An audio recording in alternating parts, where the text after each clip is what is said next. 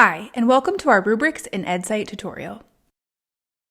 In this tutorial, we will review how to create and save rubrics in Edcite, how to grade using the rubric, and how to view the rubric report to have actionable insights into student performance. To create a rubric in Edcite, I open the question editor, click the Show More link to open more editing options, then select the Rubric tab to the right of tags. To choose a rubric that is in our rubric library, select the Rubric Library button near the top left of the tab. If you choose the Rubric Library button, you can choose a rubric from Sample Templates, My Rubrics, or Edcite Schools. My Rubrics are rubrics you have created previously and saved. Edcite Schools rubrics are available only to Edcite Schools users and are shared amongst multiple users across the district. To create a new rubric, select the Create New button near the top right of the tab.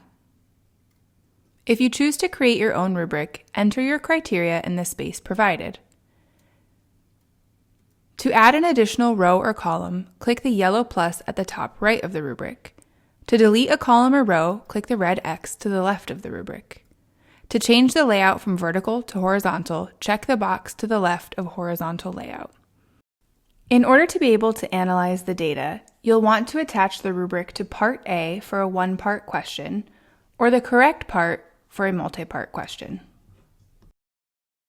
Quick note, if you want any column in your rubric to have different maximum points, enter no score in the cells that you don't want included, as pictured here. Now that you've created or found a rubric and attached it to a question part, teachers will be able to grade using that rubric. Grade by question is probably most helpful when grading with a rubric because you can ground yourself in the rubric descriptors and move through that one question for all students relatively quickly.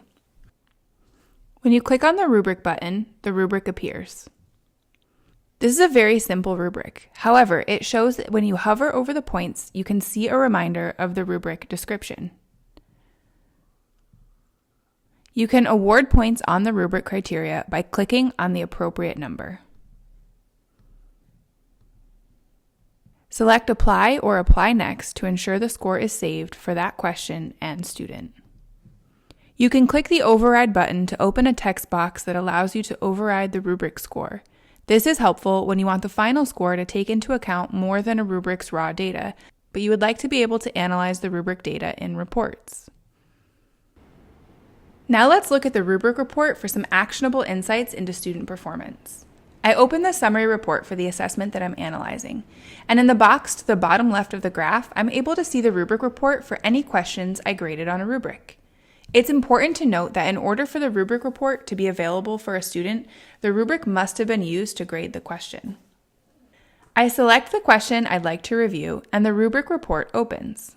The top of the report shows me the average scores by column. If I select Sort Columns by Score, I'm able to quickly see where students excelled and where they may need more support. When I hover over the column, I can see the exact average and the number of students who answered the question. The column-by-column breakdown will tell me exactly how many students earned each score in a column.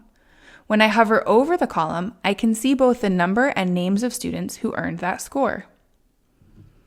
This was a simple rubric with only 2 columns.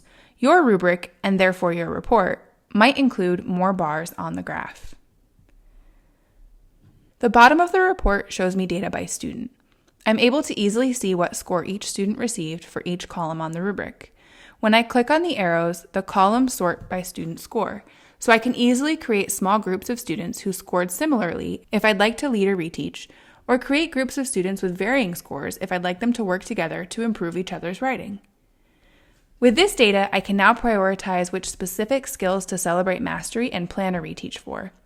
I'm also able to name and celebrate exemplar students and create strategic groupings of students to match the type of reteach I'm planning for. For one-pagers on rubrics in Edcite, please check out our knowledge base. And as always, you can reach out to support@edcite.com with specific questions and requests for rubrics in Edcite. Happy testing!